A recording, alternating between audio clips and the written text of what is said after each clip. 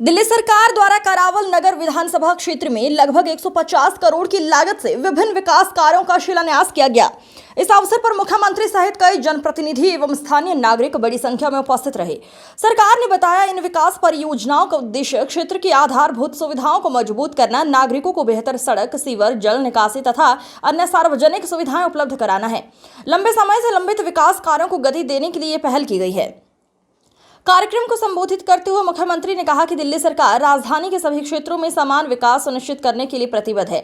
उन्होंने कहा, करावल नगर क्षेत्र में वर्षों से चली आ रही कई समस्याओं के समाधान हेतु इन परियोजनाओं को प्राथमिकता के आधार पर मंजूरी दी गई है। इन विकास कार्यों में सड़क निर्माण एवं मरम्मत, सीवर लाइन विस्तार, जल निकासी व्यवस्था को सुदृढ़ करने तथा अन्य नागरिक सुविधाओं से संबंधित परियोजनाएं शामिल हैं।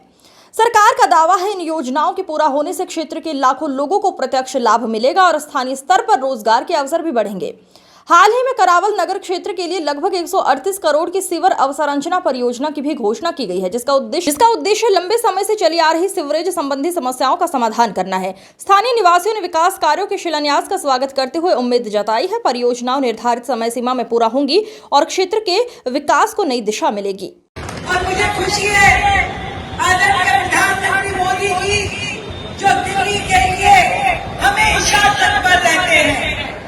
वो तकलीफ थी जब दिल्ली में केंद्र की कोई भी योजना को लाने नहीं दिया जाता था। आयुष्मान आरोग्य योजना, जिसके माध्यम से हर व्यक्ति का इलाज 10 लाख रुपए तक का इलाज संभव था, परंतु केजरीवाल साहब ने कभी आने नहीं दी। मैं पूछती हूँ आप लोगों से कि केजरीवाल जी बताएं कि उनको तकलीफ क्या थी।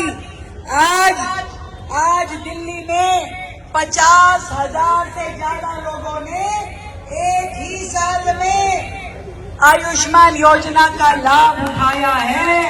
उनका पूरा इलाज दिल्ली सरकार ने करके दिया है। अगर ये काम पहले हो जाता तो बताइए उन्हें क्या तकलीफ थी। पर वो चाहते नहीं थे कि दिल्ली की जनता के दुख दर्द कम हो, किसी को मदद मिल जाए केंद्र से या मोदी जी का नाम हो जाए।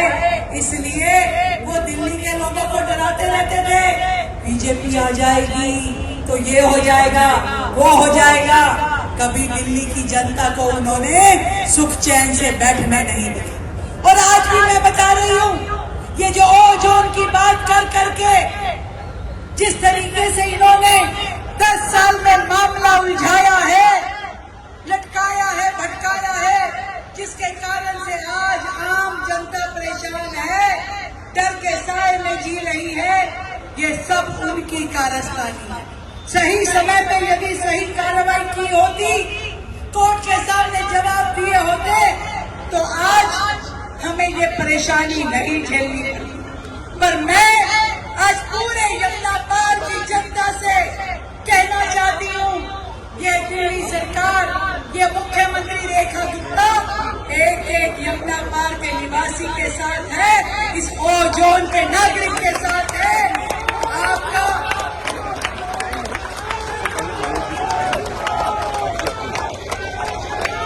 ये लड़ाई जहां तक भी लड़नी पड़ेगी, आपकी लड़ाई हम लड़ेंगे और एक भी मकान का, एक भी व्यक्ति का कोई नुकसान ना हो, एक ईंट ना हिले, जो कपिल भाई ने और मनोज जी ने कहा, हर्ष जी ने कहा, उसकी जिम्मेवारी भी लेंगे, किसी को कोई तकलीफ